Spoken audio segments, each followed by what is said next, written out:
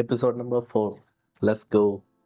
സത്യമായിട്ടും ഇത്രയും എത്തുമെന്ന് ഞാൻ സ്വപ്നത്തിൽ പോലും വിചാരിച്ചതല്ല. ഞാൻ വിചാരിച്ച 2 എപ്പിസോഡൊക്കെ കഴിഞ്ഞിട്ട് എനിക്ക് തന്നെ മടുപ്പായിട്ട് ഞാൻ നിർത്തുന്നു.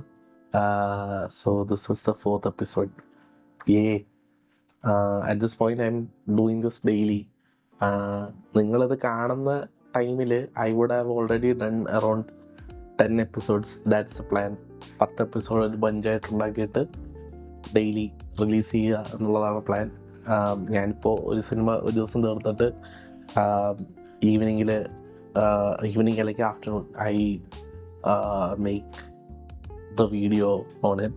So yeah, that's the plan. So let's hope I finish 10 episodes by the time I actually start airing this. So anyway, the movie that I am going to introduce to you today is by a director who is pretty famous. പൊതുവെ classic cinemas കണ്ടു തുടങ്ങുന്ന ആളുകൾ പുള്ളിയുടെ സിനിമകൾ കണ്ടാണ് ഏകദേശം അതിലേക്ക് enter ചെയ്യുന്നത്. അതായത് it's an easy start. Again an not year, but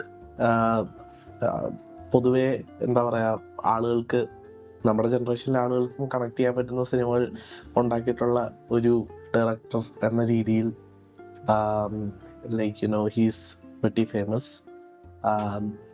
It's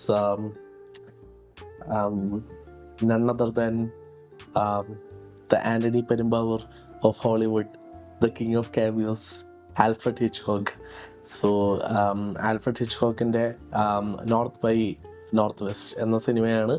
അതിനെക്കുറിച്ചാണ് ഞാൻ നിങ്ങളോടൊന്ന് സംസാരിക്കാൻ പോകുന്നത്. നോർത്ത് ബൈ നോർത്ത് വെസ്റ്റോട്ട് വരാൻ നേരത്ത് അതിൻ്റെ പ്ലോട്ട് തന്നെ ഭയങ്കര ഇൻട്രസ്റ്റിംഗ് ആണ്. A common man is mistaken for a spy.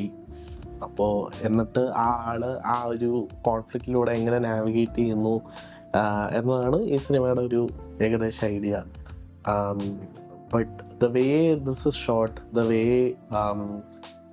This entire story is written, the entire story is staged is very different. എന്താ പറയുക, there are 2 major action set pieces in this movie. For a movie that released in the 50s, this is actually very എന്താ പറയുക, large scale. There is this one scene where ഒരു literally ഒരു plane is coming to crash onto our protagonist. I mean the villain, അവരുടെ like antagonistൻ്റെ ആ team, they're trying to kill our protagonist, and so it's a very well made movie in that sense.